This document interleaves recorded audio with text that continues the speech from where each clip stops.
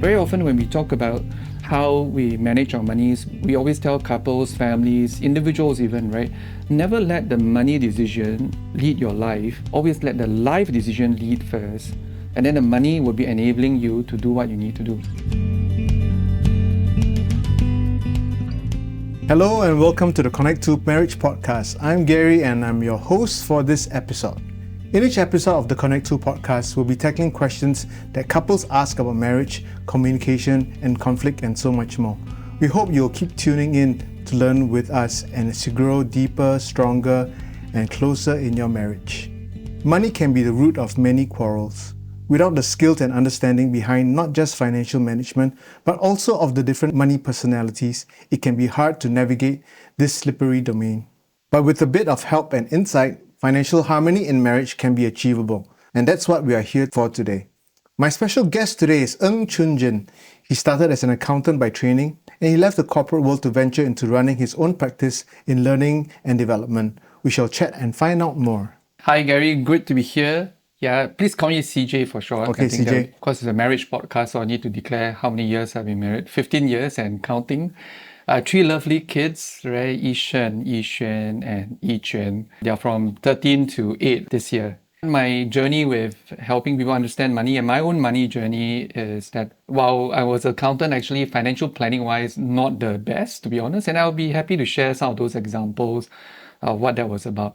But 15 years ago, when I left the corporate world to start my business journey, it was done with a great friend from a wealth management company called Provident. So we then started a body of work called Money Coaching. That's really going to be the focus of some of the things we're going to talk about. Because while the truth is, and a lot of us listening on the podcast, isn't it true sometimes we know what we need to do with the money and all that, but the question we always wanted to answer at that point in time was, why do we not do the things that we're supposed to do? And that's really that whole body of work on money coaching. I must give credit where it's due. A lot of the things that we are going to talk about came from a lady called Deborah Price, which runs Money Coaching Institute in Singapore. And back then we brought her here to really equip all of us in this part of the world with some of her concepts and ideas. Thanks, CJ.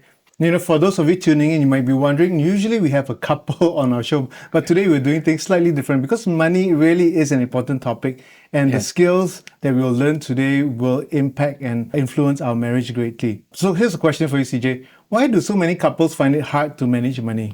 That's a tough one, right? I mean, we could talk a long time about this. But I think one of the key things is what money means for all of us, right?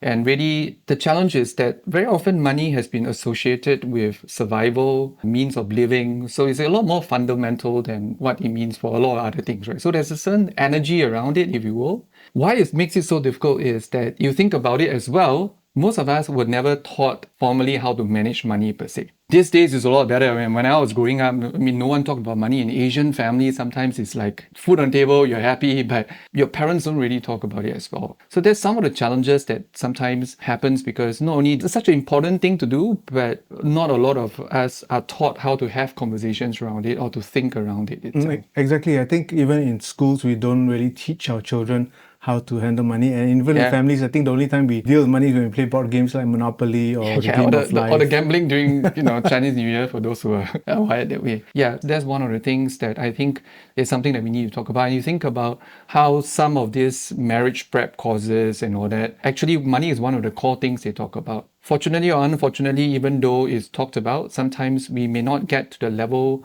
of conversations about what does money truly mean for each one of us? And this is a deeper dive into some of the values we hold true, the significance of money in our lives. If you're not conscious that is taking an outsized influence, sometimes that's why couples with different values around money, if you will, actually find it difficult to agree on certain ways or even have conflict around it. You mentioned different values regarding money. Are there different types of approaches that people have regarding money? And the approaches is function of how you view the money is, right? In this podcast, I will share like 8 ways of articulating what is our relationship with money. I think to split it up, we might take 4 first and have a good chat around this and then take the next 4 later.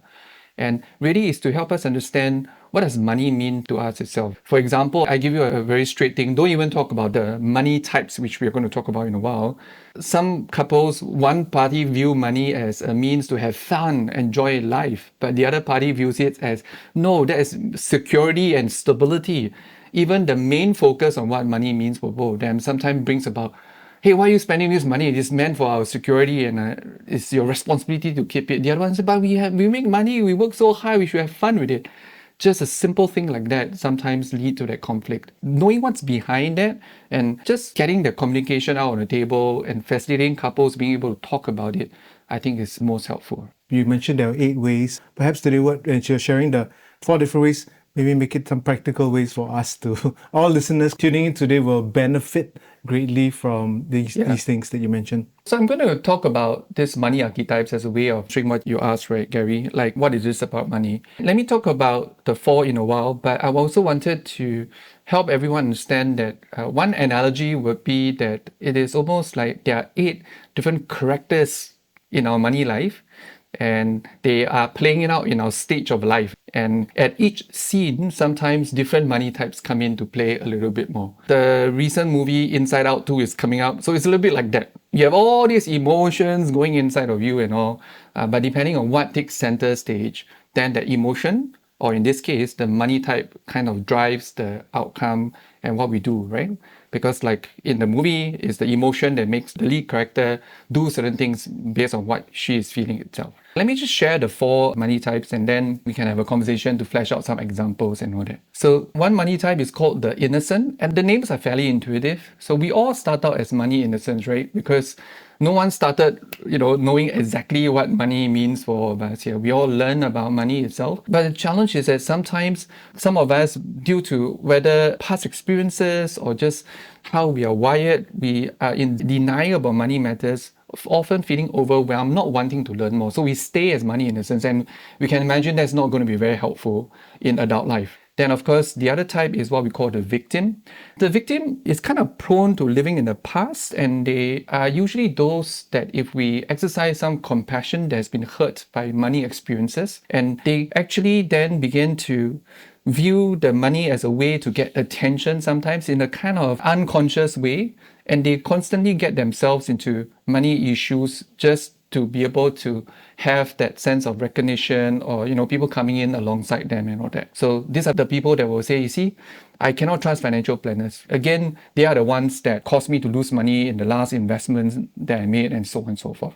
Now, not that it's not validated, but overly emphasizing and wanting to get into that situations unconsciously becomes an issue. But you mentioned those who are victims, seems like their worth or identity is based on the money that they have rather than anything else. And when things aren't going well, they blame someone else rather than take responsibility for themselves. Absolutely. So that's spot on, right? And a lot of the money types that we're going to talk about actually is about being conscious of how you're attributing money. In this case, money is inherently bad and they don't take responsibility for it, both for the innocent as well as the victim itself. Let's talk about a happier one in some ways. Okay, this is the money warrior. And the warrior is someone who is like in control, ready for battle.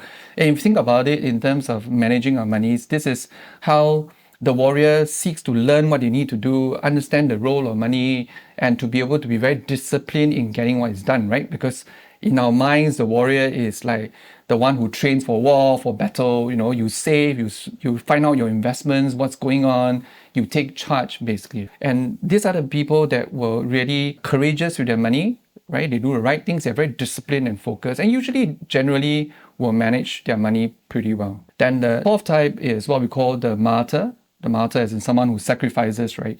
And the challenge with the martyr in the body of work, we often say, is when the warrior that is overdone and tired. Because warriors being very good with money, sometimes a lot falls upon them to take care of other people. And when the boundaries are not clearly drawn, sometimes they're busy taking care of other needs that they often forget to care for themselves. And that's a challenge that comes. Just a little bit of a side note, in the body of work that we do here, in the time that this has been around in Asia, we find a lot of martyrs in Asia.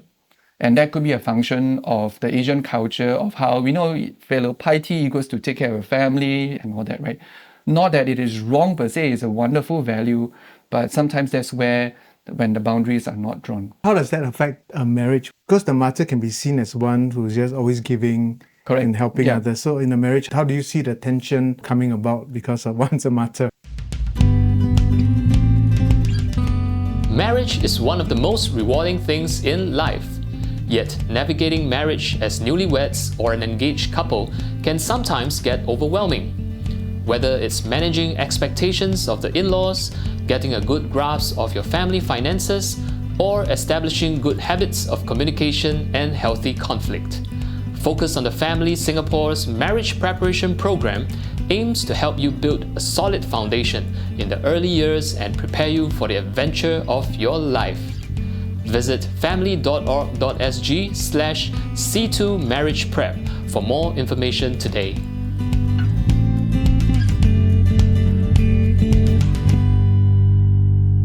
Let's say using this for as a discussion, the obviously differences in how you identify money means to say that imagine two couples have their money type speaking and having an interaction on this stage of their money life. And the way the martyr will have conversation with the innocent and victim will be quite different, isn't it true? And let me just give you an example of the martyr. It was an actual client that I coached. He was someone who really did well in his job. So in all intents, he was not innocent or a victim. He was good with his money. He earned what he needed to do, single family income, and to be able to provide for a family, good partnership with the wife and all. But he had this thing about money is meant to take care of my family. And he went even to the extreme of, maybe I'm a bit judging here, but in some ways, he went to this extent of saying that, hey guys, dear wife and kids, please go and take the holiday. So we save some money while I continue to stay in Singapore and to make sure that I take care of you all. So of course the family wanted him to join, but he couldn't bring it upon himself to join and all that. And I always remember one of the pieces of homework I gave him was, okay, what do you think you want to commit to do? And he said, okay, I will go and spend some money and have enjoyment around it, right? I said, okay, that's great. How much will you want to put aside? And then he thought, okay, I think $100 is responsible and I can do that.